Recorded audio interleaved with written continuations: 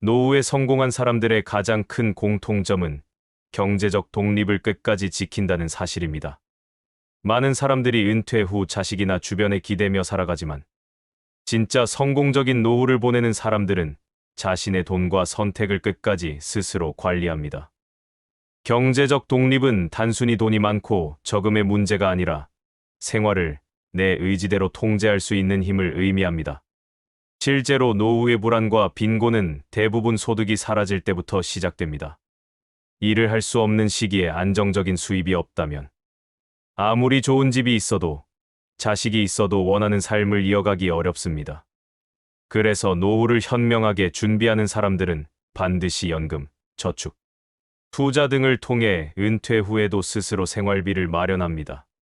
가장 기본적인 준비는 국민연금과 퇴직연금, 개인연금 같은 고정적인 소득을 확보하는 것입니다.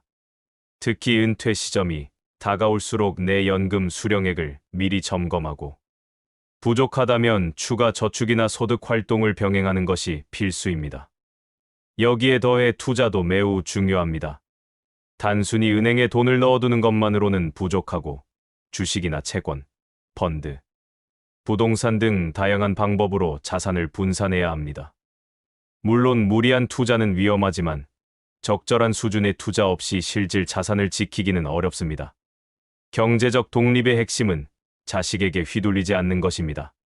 많은 부모가 자식의 결혼 자금이나 주택 구입, 사업 지원을 위해 가진 걸 다 내주고 결국 스스로를 빈털터리로 만드는 경우가 많습니다. 성공적으로 노후를 보내는 사람들은 자식을 도와주되 자신의 경제력과 선택권을 절대 포기하지 않습니다. 필요 이상의 지원은 거절할 줄 알고 자식이 스스로 자립할 수 있도록 독립심을 길러줍니다. 한 70세 부부의 사례를 보면 그들은 평생 성실히 일하며 국민연금과 퇴직연금을 꾸준히 준비했고 별도로 소형 부동산에 투자해 임대 수익을 만들었습니다. 자녀들의 결혼을 돕긴 했지만 전 재산을 내주지는 않았고 일부 자산을 자신의 노후 생활비로 남겨두었습니다. 그 결과 은퇴 후에도 경제적으로 자립했고 자식에게 의존하지 않아 가족 간의 관계도 더 건강하게 유지했습니다. 반면 경제적 독립을 지키지 못한 사람들은 노후에 자식의 눈치를 보거나 주변의 도움 없이는 생활이 어려워집니다. 돈 문제로 가족 간 갈등이 깊어지고 결국 고립과 후회를 반복하게 됩니다. 경제적 독립이 없으면 선택권도 사라지고 존엄과 자유도 함께 무너집니다. 성공한 사람들은 은퇴 전부터 구체적인 자산 계획을 세우고 연금과 저축, 투자를 통해 다양한 소득원을 확보하며 자식 지원은 하더라도 자신의 생활을 우선으로 생각합니다. 생활비를 현실적으로 계산하고 소비를 통제하며 불확실한 미래를 대비해 비상금과 의료비를 미리 준비합니다. 노후의 행복은 단순히 돈이 많아서가 아니라 돈을 스스로 통제할 수 있는 능력에서 나옵니다. 경제적 독립을 끝까지 지킨다는 것은 누군가의 눈치를 보지 않고 원하는 삶을 선택할 수 있다는 뜻입니다.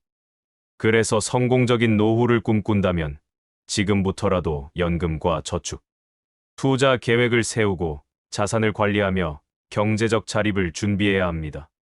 경제적 독립을 끝까지 지킨 사람만이 후회 없는 노후, 존엄을 지키는 삶을 살아갈 수 있습니다. 노후에 성공한 사람들은 한결같이 건강을 최우선으로 챙깁니다.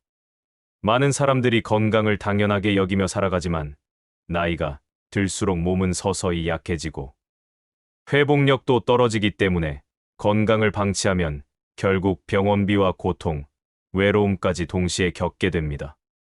실제로 아무리 돈이 많고 자식이 있어도 몸이 아프면 제대로 쓰지도 못하고 오히려 병원비로 평생 모은 돈을 다 써버리는 경우가 흔합니다. 반면 건강한 사람들은 노후에도 원하는 일을 할 수 있고 자유롭게 여행을 다니거나 취미 생활을 즐기며 경제적으로도 훨씬 유리한 삶을 살아갑니다. 그래서 노후를 성공적으로 보내는 사람들은 반드시 정기적인 건강검진을 생활화하고 적절한 운동과 균형 잡힌 식습관을 꾸준히 실천합니다. 정기검진을 통해 병을 초기에 발견하면 치료비를 크게 줄일 수 있고 건강을 지킬 확률도 높아집니다. 운동 역시 필수입니다. 무리한 격렬한 운동이 아닌 걷기, 가벼운 스트레칭, 근력 운동을 꾸준히 실천하면 근육 손실을 예방하고 뼈와 관절을 튼튼하게 유지할 수 있습니다. 특히 60세 이후에는 근육량이 급격히 줄어들기 때문에 적당한 근력 운동이 없으면 쉽게 기력이 떨어지고 일상생활조차 힘들어집니다. 또한 식습관 역시 노후 건강을 좌우하는 핵심 요소입니다. 과도한 염분이나 설탕, 기름진 음식을 피하고 신선한 채소, 과일, 단백질 위주의 식사를 하면 비만과 만성질환을 예방할 수 있습니다. 실제로 건강을 소홀히 한 사람들은 대부분 고혈압, 당뇨, 관절 질환, 심혈관 질환에 시달리며 병원에 의존하는 삶을 살게 됩니다. 반면 평소 관리를 잘한 사람들은 같은 나이에도 훨씬 젊고 활력 있게 생활할 수 있습니다.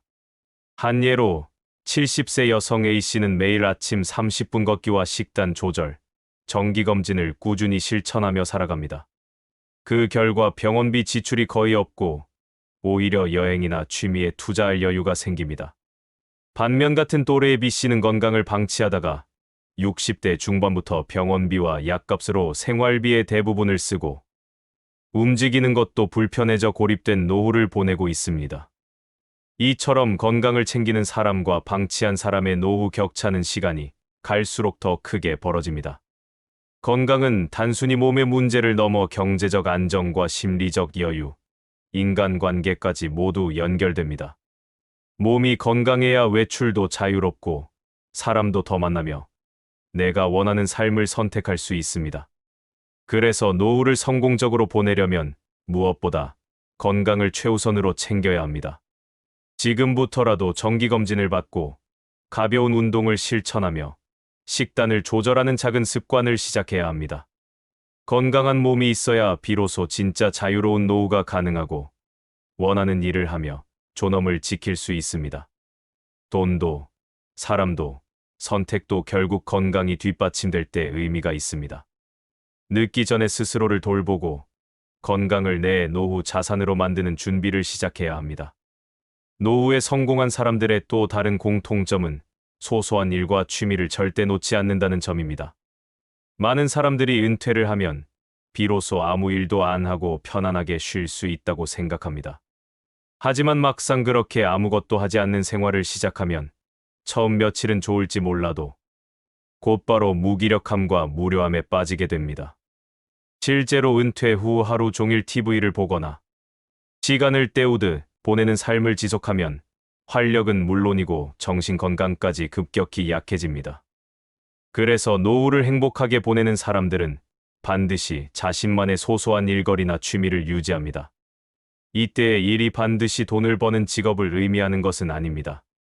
정해진 시간에 작은 목표를 가지고 움직이는 활동, 관심을 가지고 몰입하는 취미, 사람들과 교류하는 일 모두가 소소한 일에 해당합니다. 예를 들어 아침마다 가볍게 산책을 하고 텃밭을 가꾸거나 손주를 돌보는 일도 충분히 소소한 일입니다. 또 독서나 글쓰기, 악기 연주, 그림 그리기 같은 취미는 하루에 활력을 주고 스스로에 대한 만족감을 높여줍니다.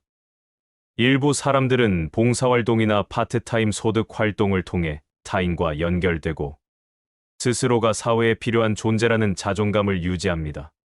이런 작은 일들은 단순히 시간을 보내는 수준을 넘어 노후의 삶에 의미를 부여하고 정신적 건강을 지키는 데 큰 역할을 합니다. 특히 60세 이후에는 신체적 변화와 함께 정체성 상실, 외로움, 우울감이 쉽게 찾아오는데 이런 부정적인 감정을 극복하는 가장 확실한 방법이 바로 꾸준한 일과 취미입니다. 반대로 아무 일도 하지 않고 소일거리마저 놓아버린 사람들은 시간이 지날수록 몸과 마음이 동시에 약해집니다. 하루의 구조가 무너지고 무기력한 생활이 반복되면 신체 기능도 급격히 저하됩니다.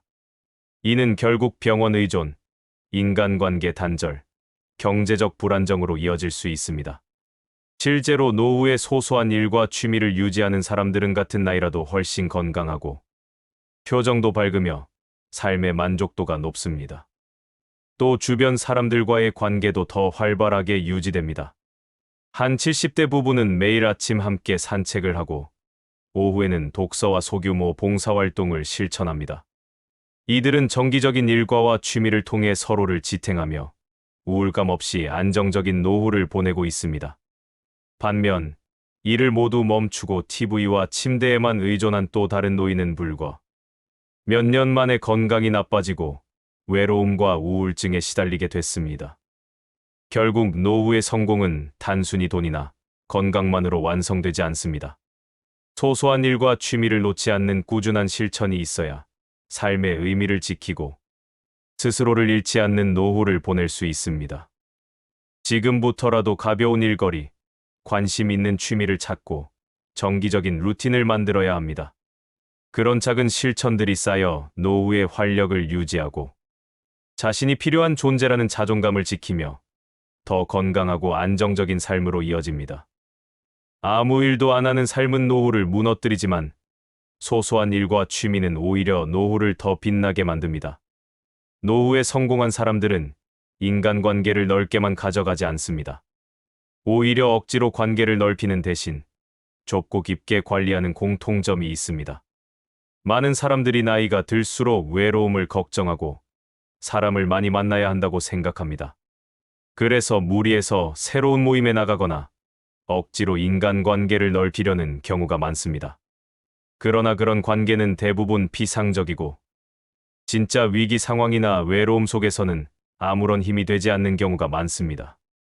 진짜 성공적인 노후를 보내는 사람들은 주변 사람을 선별하고 마음을 주고받을 수 있는 소수의 사람들과 깊이 있는 관계를 유지합니다. 가족, 오랜 친구, 신뢰할 수 있는 이웃 등 몇 명이라도 진심을 나눌 사람이 곁에 있으면 외로움을 크게 줄일 수 있고 필요할 때 실질적인 도움도 받을 수 있습니다. 특히 노후에는 몸이 약해지고 갑작스러운 위급 상황이 많아지기 때문에 평소 믿을 수 있는 사람들과의 관계가 매우 중요합니다. 자식이나 가족이 멀리 살거나 바쁠 때 이웃이나 친구, 지인들이 곁에 있으면 위급할 때 도움을 요청할 수 있고 정서적으로도 안정감을 느낄 수 있습니다. 또한 좁고 깊은 인간관계는 말하지 않아도 서로를 이해하고 부담 없이 의지할 수 있는 환경을 만들어줍니다. 필요할 때 부탁을 하거나 고민을 나눌 수 있는 사람이 있다는 것만으로도 노후의 삶의 질은 크게 달라집니다. 반대로 얕고 넓은 인간관계는 위급할 때 아무런 도움이 되지 않고 오히려 더 큰 외로움을 느끼게 만듭니다. 예를 들어 한 70대 남성은 평생 주변에 소수의 친구를 두고 가족과도 깊은 관계를 유지했습니다. 그는 새로운 사람을 억지로 많이 사귀려 하기보다 오래된 관계를 소중히 여겼고 그 결과 아플 때 친구가 병원에 함께 가주고 외로울 때 가족들이 곁을 지켜주는 든든한 환경을 유지할 수 있었습니다. 반면 많은 사람을 알고 지낸다고 자부하던 또 다른 노인은 막상 어려운 일이 닥치자 도움을 요청할 사람이 없었습니다.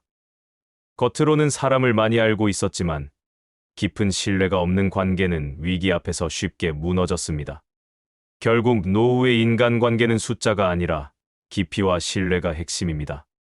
몇 명이라도 마음을 열 수 있는 사람, 어려울 때 함께할 수 있는 사람을 곁에 두는 것이 가장 현명한 관계 유지법입니다. 억지로 관계를 넓히려는 부담을 내려놓고 진심을 주고받을 수 있는 사람을 관리하는 것이 노후를 더 편안하고 안정적으로 만드는 비결입니다. 지금부터라도 인간관계를 점검하고 의미 없는 관계를 줄이고 오래 알고 지낸 사람이나 진심을 나눌 수 있는 사람과의 관계를 깊이 있게 유지해야 합니다. 그렇게 좁고 깊은 관계를 만들어야 노후의 외로움을 예방하고 필요할 때 서로 도움을 주고받으며 마음 편한 삶을 이어갈 수 있습니다. 넓은 인간관계보다 믿을 수 있는 한 사람, 두 사람이 더 큰 힘이 되는 것이 노후의 진실입니다. 노후에 성공한 사람들의 가장 중요한 공통점 중 하나는 바로 자신만의 노후 기준을 갖는다는 점입니다. 많은 사람들이 은퇴 후에도 남과 자신을 비교하며 불안해합니다. 주변 사람들의 집, 자산, 자식의 성공, 생활 수준을 끊임없이 신경 쓰며 내 삶을 평가절하합니다.